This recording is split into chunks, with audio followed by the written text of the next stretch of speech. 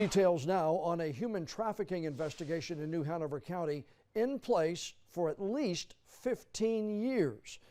Officials confirm the investigation into an organization called Cape Fear Escorts continues now at the federal level. WECT's Zach Solon got an update today from sheriff's investigators. And Zach, they say they're still looking for more potential victims here.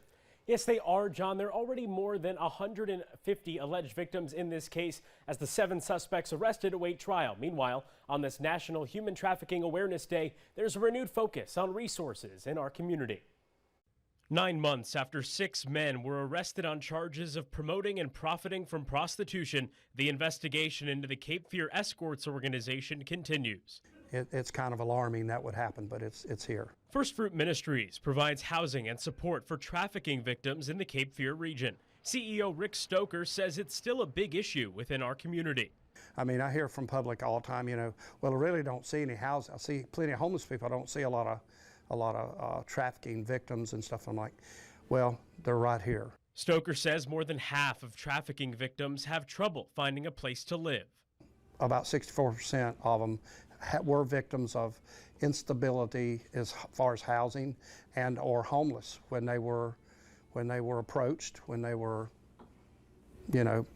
taken off the streets and put into that type of work. But it's not always about sex trafficking. Stoker says he continues to see victims of labor trafficking in the region too.